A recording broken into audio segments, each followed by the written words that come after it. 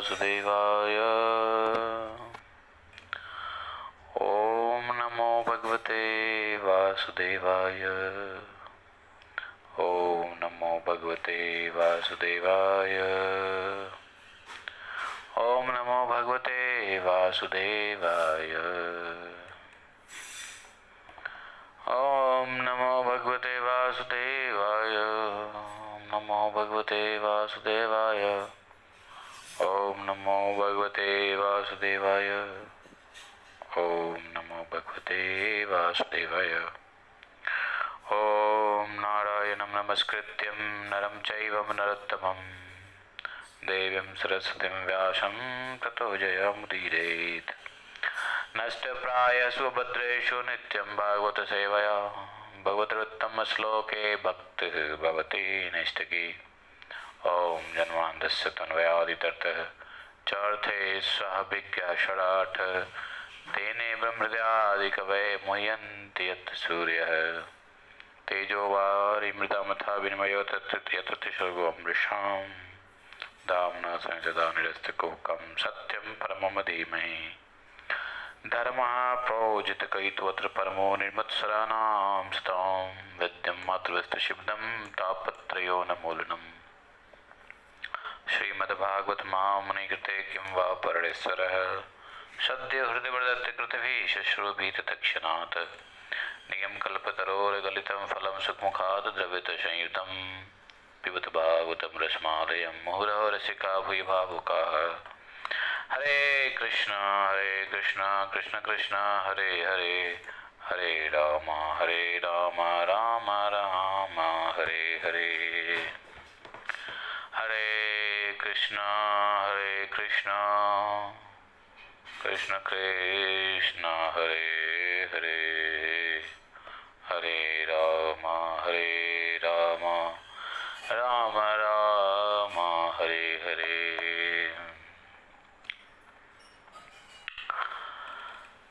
ततो महाभागवत उद्धवे निर्गते वनं द्वारवत्यां किमकरोत् भगवान् भूतभावनः। ब्रह्मशापोपसंसृष्टे स्वकुले यादवर्षभ प्रेयसीं सर्वनेत्राणां तनुं स कथमत्यजत।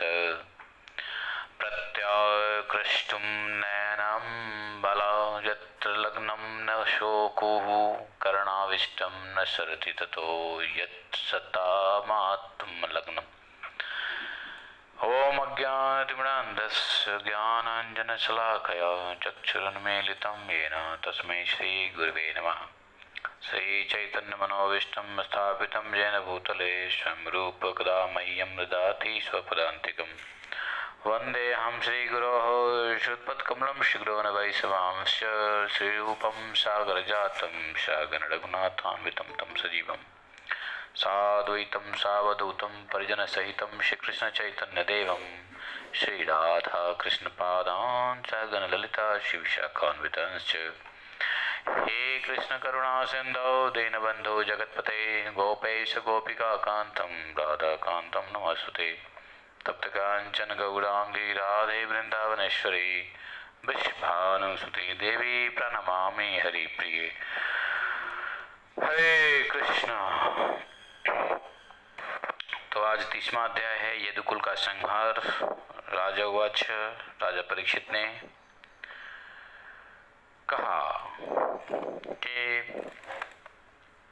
उसके पश्चात श्री भगवान के महान प्रेमी उद्धव जी के बद्रिक आश्रम के लिए प्रस्थान कर जाने पर जीवों को जीवन प्रदान करने वाले भगवान द्वारका में क्या किए।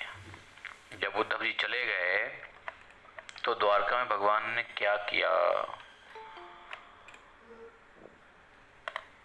ब्रह्म शाप से संयुक्त अपने वंश के विषय में यदुवंश शिरोमणि भगवान श्री कृष्ण सबों के नेत्रों को प्रिय लगने वाले अपने शरीर का परित्याग कैसे किया।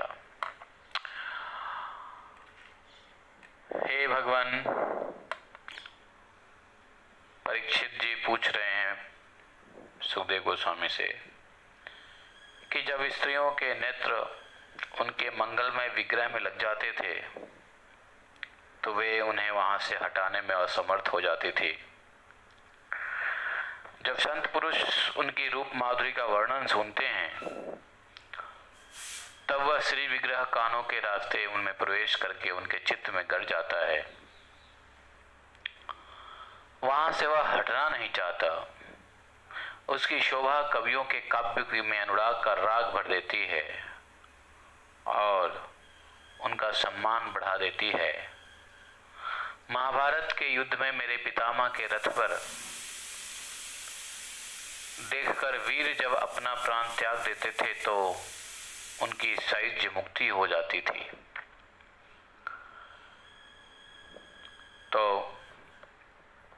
ऐसे भगवान उद्धव जी के जाने के बाद क्या किए और किस प्रकार से शरीर का त्याग किया। ऋषिर्वाच, सुखदेव जी ने कहा, दिवि भुव्यंतरिक्षे च मोहोत्पातान् समुस्थितान् दृष्ट्वासिनान् सुधर्मायां कृष्ण प्राह यदुनिदम्। आकाश में, पृथ्वी पर तथा अंतरिक्ष में होने वाले महान उत्पातों को देखकर सुधर्मा सभा में बैठे हुए यदुवंशियों से भगवान ने कहा,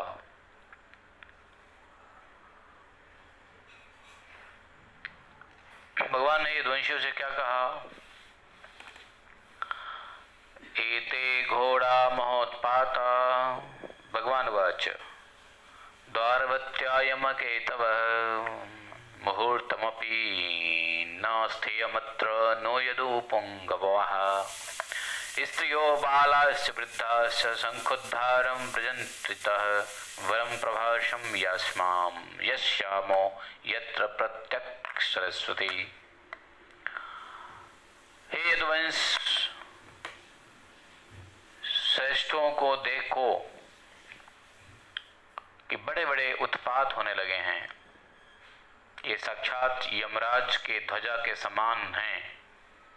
यहाँ पर अब एक मुहूर्त भी रहना ठीक नहीं है, यहाँ नहीं ठहरना चाहिए। क्यों? यमस्य केतवो ध्वजा, ऐसा लग रहा है जैसे यमराज की ध्वजा जो है ना फहरा रही हो। वो क्या कितने बड़े बड़े उत्पात होने लगे हैं। स्त्रियां बालक वृद्ध ब्रज के साथ शंखोद्धार चले जाएं और हम लोग प्रभास क्षेत्र में चलेंगे जहां पश्चिम वाहिनी सरस्वती नदी समुद्र में जाकर मिलती है।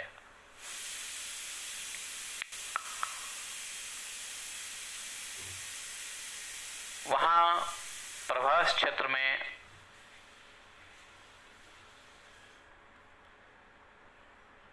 स्नान करके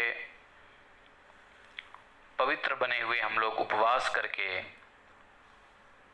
एकाग्रचित्त से स्नान, चंदन आदि पूजन सामग्रियों से देवताओं की पूजा करेंगे। वहां स्वस्ति वाचन के पश्चात हम लोग महाभाग्यवान ब्राह्मणों का गौ, भूमि,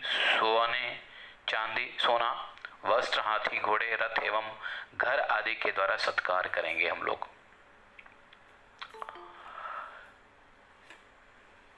यह विधि सभी प्रकार के अरिष्टों को नाश करने वाली और सर्वोत्तम मंगलमयी है।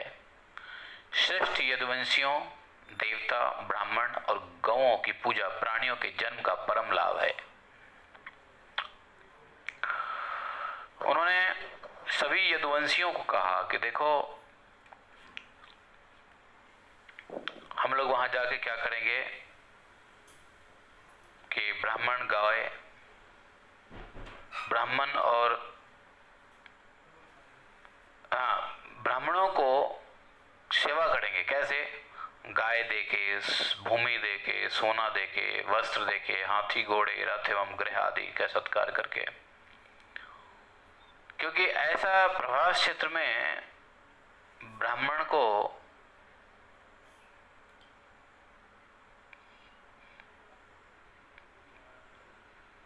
दान देना, ब्राह्मण को सेवा सत्कार करना प्रभास क्षेत्र में, भगवान ने कहा कि यदुवंशियों, मनुष्य जन्म का यदि देवता ब्राह्मण और गाय की पूजा कर सके। परीक्षित जी इति सर्वे समाकरणे यदु वृद्धा मधुतिश तथेति नौभिरुत्तीर्य प्रभासम प्रययौरथैः। परीक्षित, भगवान श्री कृष्ण की बातों को सुनकर सभी वृद्ध यदुवंशियों ने तथास्तु कहकर उसका अनुमोदन किया। ठीक है, जैसा आप कहते हो। और नौकाओं से समुद्र पार करके रथों द्वारा प्रभास क्षेत्र की यात्रा की।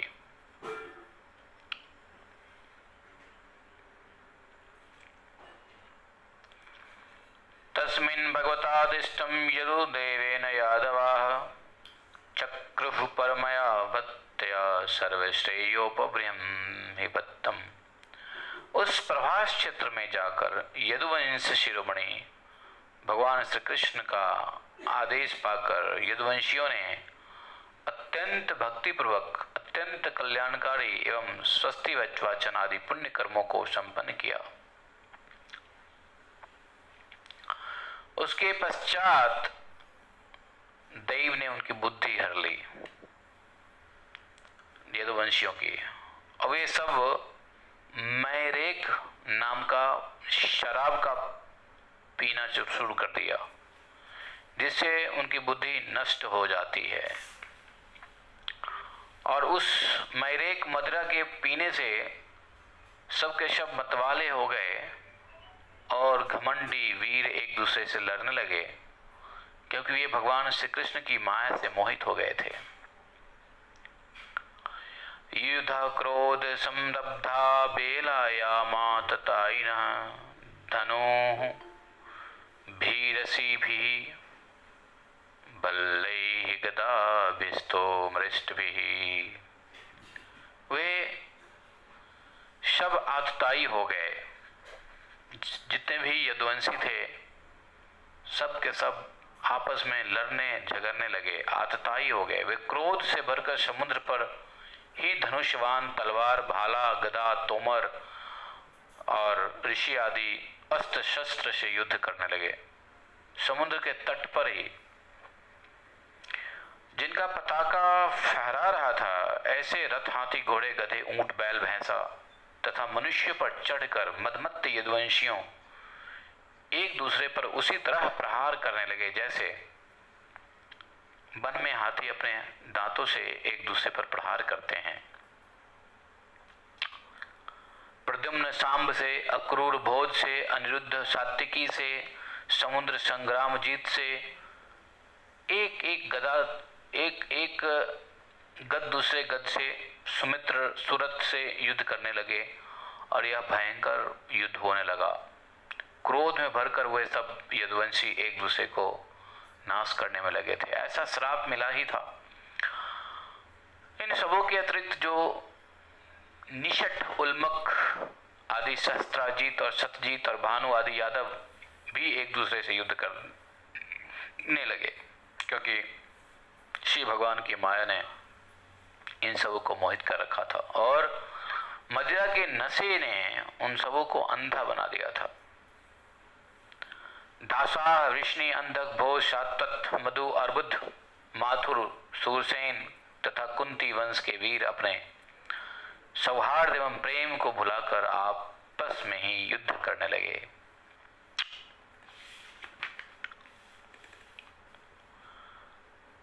अज्ञानवशात पुत्र पिता को भाई को भांजा, मामा को नाना, नाती, मित्र, मित्र को सुहृद, सुहृद को चाचा, चाचे, चाचे भतीजे, मतलब अपने ही गोत्र वालों में अपने ही एक दूसरे को मारने लगे। बताओ, अंत में वे उन सबों के वाण समाप्त हो गए। लड़ते लड़ते जब उनकी आयुध समाप्त हो गई, धनुष टूट गया, सारे शस्त्र समाप्त हो गए, तब वे सभी यदुवंशी अपनी मुट्ठियों में एरका नामक घास ले लिया। वह घास ऋषियों के श्राप से क्या बन गया था? वही मूसल के चूर्ण से उगी थी वह घास, एरका घास। उन सब के हाथ में आते ही वह घास वज्र के समान कठोर और मदगरों के रूप में परिणित हो गई। मदगरों, वे सब उसी घास के द्वारा विपक्षियों पर प्रहार करने लगे। भगवान श्री कृष्ण के द्वारा मना करने पर वे आतताई गण उनको और बलराम जी को भी अपना विरोधी समझ लिया। उनकी बुद्धि इतनी मूढ़ हो गई कि वे उनको मारने के लिए दौड़ पड़े। यहाँ पे लिखा हुआ परीखा, परीखा का मतलब होता है वो जो घास था ना, लोहे का डंडा बन गया और वो परिवर्तन किसमें हो गया? मदगर, अर्थात वो एक तरीके का गदा में परिवर्तित हो गया। और जिस तरह परीक्षित जी, उसके पश्चात वे दोनों भी एका घास रूपी परिध को उठाकर युद्ध भूमि में विचरण करते हुए प्रहार करने लगे। जिस तरह बांस की रगड़ से उत्पन्न अग्नि बांस के वन को जला देती है, उसी तरह ब्रह्म शाप से ग्रस्त तथा भगवान श्री कृष्ण की माया से मोहित यदुवंशियों को अस्पर्धा मूलक क्रोध ने उनका विनाश कर दिया। अब भगवान ने देखा कि समग्र यदुवंश का विनाश हो चुका, तब वे यह सोच करके कि मैं पृथ्वी का बचा हुआ भार उतार दिया, संतुष्ट हो गए। भगवान एवं नष्टेषु सर्वेषु कुलेषु स्वेषु केशवः अवतारितो भुवो भार इति मेने अवशेषितः। तो इस प्रकार से जो है विनाश हो चुका। तब वे सोच रहे थे कि मैं पृथ्वी का जो बचा हुआ भार था, उनका अपना ही वंशज, उसको भी उतार दिया भार को और संतुष्ट हो गए। बलराम जी समुद्र तट पर बैठकर एकाग्रचित्त से परमात्मा का चिंतन करते हुए अपनी आत्मा को आत्मा स्वरूप में स्थित करके मनुष्य शरीर का परित्याग कर दिए। इधर बलराम जी का धराधाम से गमन हो गया। जब भगवान श्री कृष्ण ने देखा कि बलराम जी परम धाम में लीन हो गए, तो वे एक पीपल के पेड़ के नीचे पृथ्वी पर ही चुपचाप बैठ गए। राम निर्याणम आलोक्य राम निर्याण आलोक्यम भगवान देवकीसुतः निशसाद धरोपस्थे तुष्णीमासाद्य पिप्लन। तो पीपल के पेड़ के नीचे बैठ गए चुपचाप। भगवान श्री कृष्ण उस अपनी अंग कांति से चतुर्भुज रूप धारण किए हुए सभी दिशाओं को उसी तरह प्रकाशित कर रहे थे जिस तरह धूम रहित अग्नि दिशाओं को प्रकाशित करती है। वर्षाकालीन मेघ के समान भगवान का सांवला सा शरीर से तपे हुए सोने के समान ज्योति निकल रही थी। वक्षस्थल पर श्रीवत्स चिन्ह सुशोभित हो रहा था। वे रेशमी पीतांबर की धोती और दुपट्टा धारण किए हुए थे। उनका वह रूप बड़ा ही मंगलमय था। मुख कमल पर सुंदर मुस्कान सुशोभित हो रहा था। कपोलों पर काले घुंघराले केश सुशोभित हो रहे थे। फूल के समान मनोज्ञ एवं कमल नेत्र थे भगवान के। कान में मकर आकृति कुंडल सुशोभित हो रही थी। कमर में करधनी, कंधे पर ब्रह्मसूत्र यज्ञोपवीत, सिर पर मुकुट, कलाइयों में कंगन, बाहों में बाजूबंद, वक्षस्थल पर एवं गले में कौस्तुभमणि लटक रही थी। घुटनों तक बनमाला लटकी हुई थी। शंख चक्र गदा आदि आयुध मूर्तिमान होकर सेवा कर रहे थे। उस समय श्री भगवान अपने दाहिनी जांघ पर बाईं चरण रखकर बैठे हुए थे।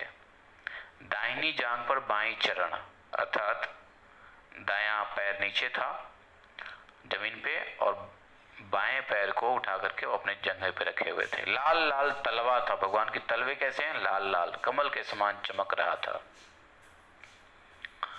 मूसल के बचे हुए टुकड़े से जरा नामक बहेलिया अपने बाण की घासी बनाया था। उसने दूर से भगवान के लाल लाल तलवे को हिरण के मुख समझकर अपने बाण से बेध दिया। चतुर्भुजम तम पुरुषम दृष्ट्वा सकृत किल्बिषम पिता पापा पपात शीर्षा पादयोरश्रद्विषः। वह अपराधी श्री भगवान के चतुर्भुज रूप देखकर भयभीत हो गया और वह भगवान के चरणों पर सिर रखकर पृथ्वी पर गिर पड़ा। भगवान से क्षमा मांगने लगा, हे मधुसूदन, यह पाप मुझसे अनजान में हो गया, मैं पापी हूं, आप मेरे इस अपराध को क्षमा करें।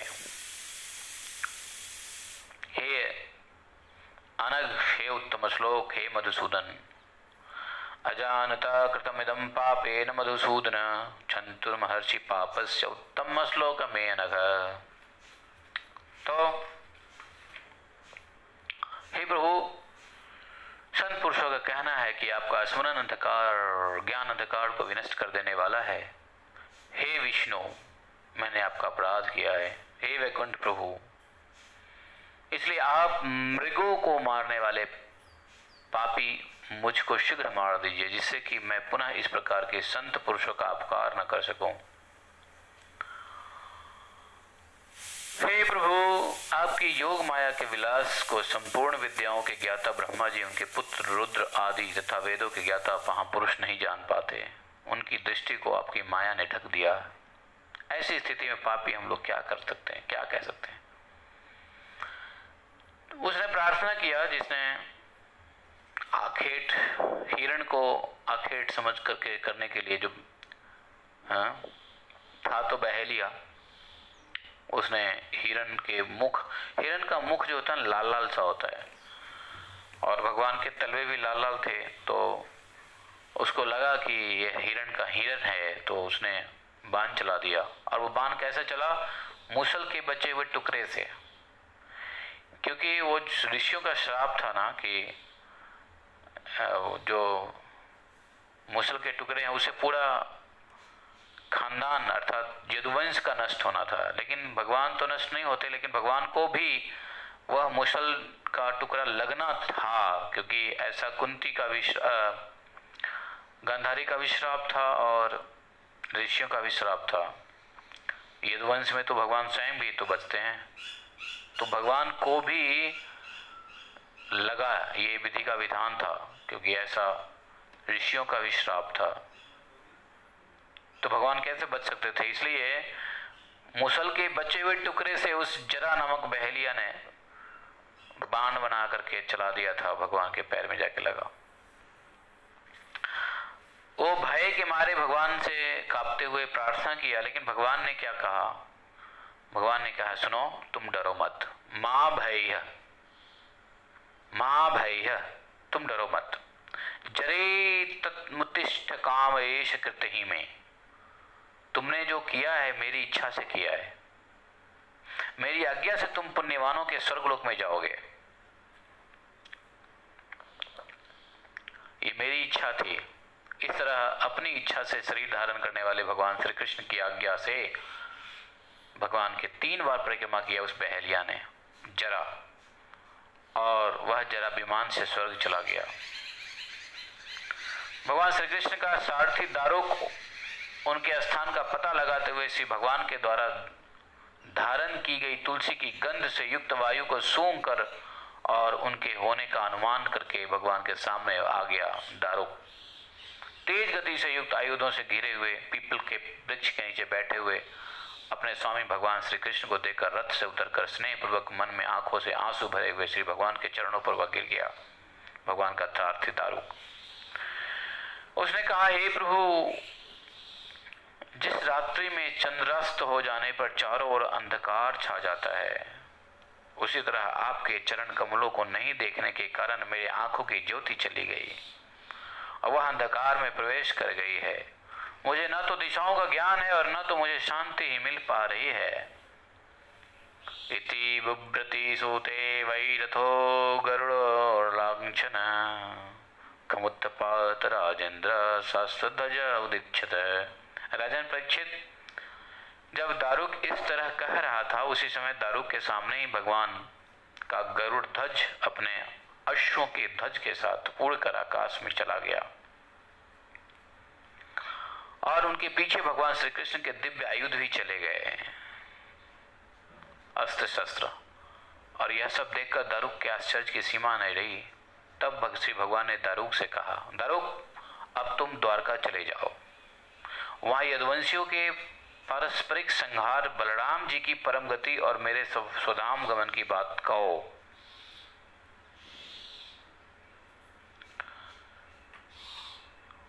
उन लोगों से कहना कि अब आप लोगों को द्वारकापुरी में नहीं रहना चाहिए।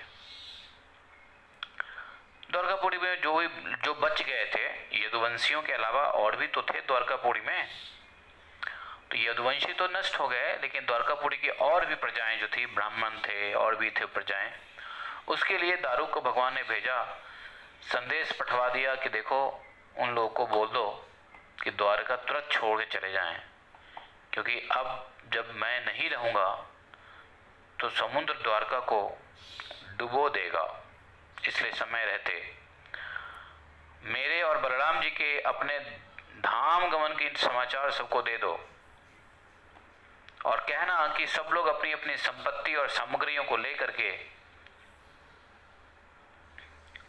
यहां तक कि मेरे माता पिता को लेकर अर्जुन के संरक्षण में इंद्रप्रस्थ ले जाए। इस यदुवंशियों के नाश में बूढ़े यदुवंशी लोग तो नहीं बचे ही थे, वो नहीं, उनको नहीं कुछ हुआ, जिसमें भगवान के माता पिता भी थे, और सबको बोल दिया कि अर्जुन के संरक्षण में इंद्रप्रस्थ जाने के लिए कह दिया सबको।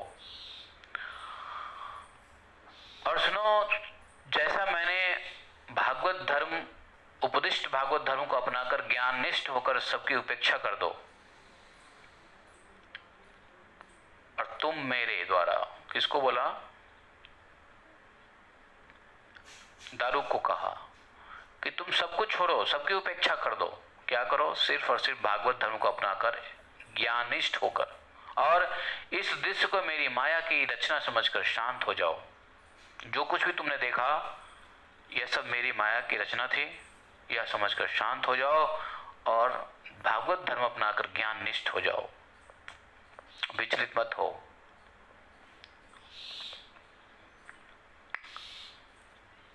भगवान के द्वारा ऐसा आदेश पाकर के दारुक ने भगवान की परिक्रमा किया और उनको बार बार प्रणाम करके भगवान के चरणों को अपने सिर पर धरकर उदास मन से द्वारका के लिए चल दिए।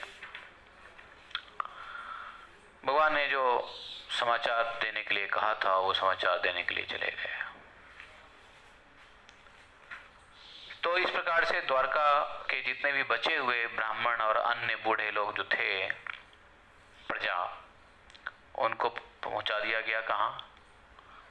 तुरंत इंद्रप्रस्थ।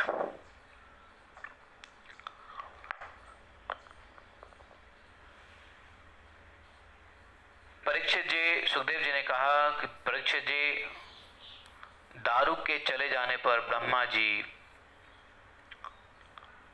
पार्वती के साथ शंकर जी, इंद्र आदि लोकपाल, मरीचि आदि प्रजापति, बड़े बड़े मुनि, ऋषि, पितर, गंधर्व, सिद्ध, नाग, विद्याधर, नागचारण, यक्ष, राक्षस, किन्नर, अप्सराएं, गरुड़लोक के विभिन्न पक्षी अथवा मैत्रेय आदि ब्राह्मण भगवान श्री कृष्ण के परम धाम प्रस्थान को देखने के लिए पूरी उत्सुकता से सबके सब वहां आ गए। वे सभी भगवान के जन्म तथा लीलाओं का गायन कर रहे थे। राजन परीक्षित, अत्यंत उत्कृष्ट भक्ति पूर्वक वे फूलों की वर्षा कर रहे थे। ऐसे देवताओं आदि के समूह विमान आकाश में भर गया था। सर्वव्यापक श्री भगवान ब्रह्मा जी को तथा अपनी विभूति भूत देवताओं को देखकर कमल के समान मनोज्ञ एवं सुकुमार आंखों को बंद कर लिए भगवान ने। संसार के समस्त शरीरों से सुंदर तथा योगियों की धारणा और ध्यान के लिए मंगलमय अपने शरीर को योग अग्नि से जलाए बिना ही धाम में प्रवेश कर गए। भगवान ने अपना शरीर नहीं जलाया, योगाग्नि से नहीं जलाया, सशरीर भगवान अपने धाम को गए। जैसे ही धाम में प्रवेश हुआ भगवान का, उस समय स्वर्ग में नगाड़े बजने लगे, आकाश से फूलों की वर्षा होने लगी। श्री भगवान के पीछे भूलोक से सत्य, धर्म, धैर्य, कीर्ति तथा श्री भी चले गए। भगवान के साथ साथ पृथ्वी से सत्य भी, धर्म भी, धैर्य भी, कीर्ति भी, श्री भी चले गए। ब्रह्मा आदि देवता अत्यंत आश्चर्यचकित थे, जिनकी गति कोई नहीं जान सकता। ऐसे भगवान श्री कृष्ण के अपने धाम में जाते हुए नहीं देख सके। जिस तरह मेघ समूह का त्याग करके आकाश में जाती हुई विद्युत की गति मनुष्य नहीं जान पाते, वैसे ही देवता से भगवान की गति को नहीं जान सके। हे ब्रह्मा, वे ब्रह्मा, रुद्र आदि देवता श्री हरि की योगमय गति को देखकर आश्चर्यचकित होकर उनकी प्रशंसा करते हुए अपने अपने लोक में चले गए। राजन, परमात्मा मनुष्य के समान जन्म लेना, संहार आदि की चेष्टाएं, नट के अनेक प्रकार के स्वाग रचना के साथ, सब माया। नट अनेक प्रकार के रूप बनाता है, किंतु स्वयं वह उन सबों से असंपृक्त रहता है। वैसे ही यह सब कुछ परमात्मा का विलास मात्र है। परमात्मा जगत की सृष्टि करके उसमें प्रवेश करके क्रीड़ा करते हैं और अंत में उसका संवरण करके अपने स्वरूप में स्थित भी हो जाते हैं। जो भगवान श्री कृष्ण यमराज के द्वारा अपने लोक में लाए गए गुरु के पुत्र को मनुष्य शरीर के साथ लौटाया था ना अपने गुरुपुत्र। क्या नाम था गुरुपुत्र का? गुरुपुत्र का क्या नाम था? वो बालक का क्या नाम था? तो उसको मनुष्य शरीर के साथ लौटाए भगवान ने। यमराज ने तो दिया था सिर्फ आत्मा, लेकिन मनुष्य शरीर के साथ जो है ना उनको लौटाए। ब्रह्मास्त्र से यहां तक कि तुम्हारा, अर्थात परीक्षित महाराज वो कह रहे हैं कि तुम्हारा शरीर ब्रह्मास्त्र से दग्ध हो गया था। तुम्हारा शरीर ब्रह्मास्त्र से दग्ध हो गया था, किंतु शरणागत रक्षक भगवान तुमको जीवित कर दिए। युद्ध में जो भगवान काल के भी काल स्वरूप शंकर जी को परास्त कर दिए तथा अपने शरीर पर प्रहार करने वाले जरा नामक बहेलिये को भी भगवान ने सशरीर स्वर्ग में भेज दिए। वे भगवान अपनी रक्षा नहीं कर सकते थे क्या? जो श्री भगवान संपूर्ण जगत की सृष्टि, स्थिति, संहार के निरपेक्ष कारण हैं, वे भगवान सर्वशक्ति संपन्न हैं। वे श्री भगवान अपने शरीर को बचाए रखना नहीं चाहे। लोगों को इस बात की शिक्षा देने के लिए आत्मनिष्ठ को इस मृत शरीर से क्या प्रयोजन है। इसलिए आदर्श पुरुष को चाहिए कि अपने इस शरीर को बचाए रखने की चेष्टा ना करे। देखो, स्वस्थ गतिम प्रदर्शयन मर्तेन किम शोषितम। तो आदर्श पुरुष को चाहिए कि अपने इस शरीर को बचाए रखने की चेष्टा ना करे। तो क्या बचाए? अपनी मन और चेतना को बचाए। जो मनुष्य प्रातः काल जगकर एकाग्रता और भक्ति के साथ कीर्तन करेगा, वह भी भगवान के उस सर्वश्रेष्ठ धाम को प्राप्त करेगा। सुन लो, ऐसे भगवान के खासकर प्रातः काल की बातें यहां आई है। या एताम प्रातः उत्थाय कृष्णस्य पदवीं पराम प्रयतः कीर्तनेद्भवत्य तामेवाप्नोत्तमाम्। तो प्रातः काल जो है एकाग्र का समय होता है और भक्ति के साथ भगवान का कीर्तन करेगा, वह भी भगवान के उस सर्वश्रेष्ठ धाम को प्राप्त करेगा। भगवान श्री कृष्ण के विरह से व्याकुल दारुक द्वारका आया और वसुदेव जी तथा उग्रसेन के चरणों पर गिरकर उनके चरणों को आंसुओं से भिगो दिया और संपूर्ण बात बताया दारुक ने, कैसे यदुवंश का नाश हुआ। उसे सुनकर सब मूर्छित हो गए। मानो भगवान श्री कृष्ण के वियोग से व्याकुल बने लोग अपना मुंह पीटते हुए वहां शीघ्र गए जहां उनके बंधुगण मरे पड़े थे। देवकी, रोहिणी, वसुदेव जी अपने पुत्र बलराम जी कृष्ण भगवान को नहीं देखकर शोकार्त हो गए और उनकी स्मृति चली गई, मूर्छित हो गए। भगवान के विरह से व्याकुल हुए वे लोग वहीं पर अपने प्राण त्याग कर दिए। परीक्षित जी अपने पतियों का आलिंगन करके पत्नियां चिता में प्रवेश कर गई। पतियों का आलिंगन करके पत्नियां चिता में प्रवेश कर गई। बलराम जी की पत्नियां उनके शरीर का आलिंगन करके अग्नि में प्रवेश कर गई। वसुदेव जी की पत्नियां उनके शरीर को आलिंगन करके अग्नि में प्रवेश कर गई। श्री हरि की पुत्र वधुएं प्रद्युम्न आदि की शरीर को लेकर रुक्मिणी आदि जो भगवान श्री कृष्ण की पत्नियां जो दामुक थी वो सब के सब अग्नि में प्रवेश कर गई। अपने प्रियतम सखा भगवान श्री कृष्ण के वियोग में आतुर बने अर्जुन गीतोक्त सदुक्तियों का स्मरण करके अपने को संभाला। अर्जुन को भगवान ने जो ज्ञान दिया था मोह नष्ट करने का, भगवान के उस ज्ञान को स्मरण करके अर्जुन ने अपने को संभाला।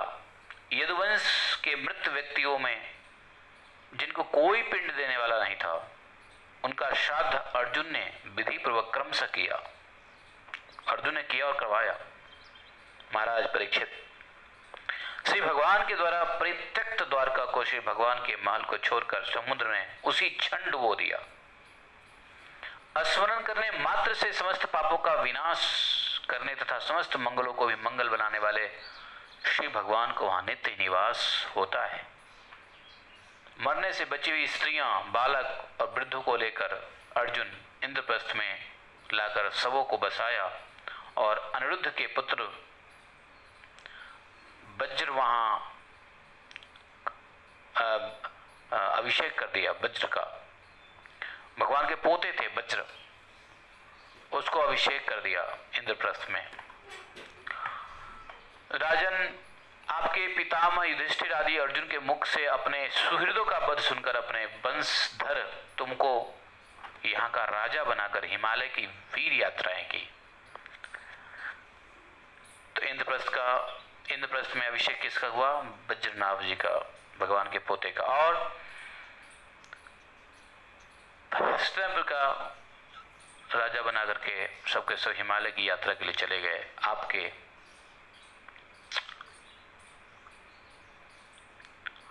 जो मनुष्य देवताओं के आराध्य भगवान श्री कृष्ण के जन्म और लीलाओं का वर्णन करेगा वह सभी पापों से मुक्त हो जाएगा। मर्त्य सर्व पापै प्रमुच्यते कीर्तयेत श्रद्धाया, श्रद्धा से कीर्तयेत श्रद्धा।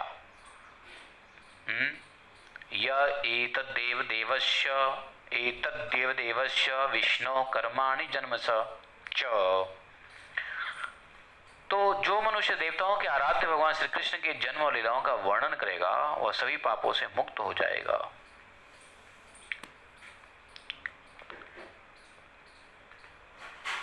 अंतिम श्लोक है, 11वें स्कंद का अंतिम श्लोक है। कहते हैं, इत्थं हरेः भगवतो रुचिरावतार वीर्याणि बालचरितानि च संतमान् अन्यत्र चेह च सुतानि गृहन् मनुष्यो भक्तिं परां परहंस गतौ लभेत।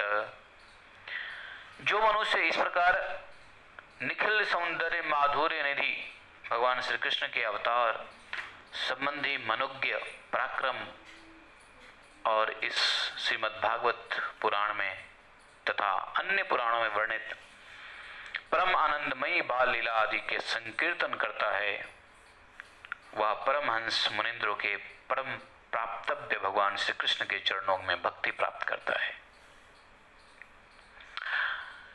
इस प्रकार से श्रीमद् भागवत महापुराण के महर्षि व्यास देव द्वारा प्रणीत अष्टादश सहस्त्रार्षि परमहंस संहिता के 11वें स्कंध के 31वें अध्याय के साथ यह 11वां स्कंध यहीं पे समाप्त होता है।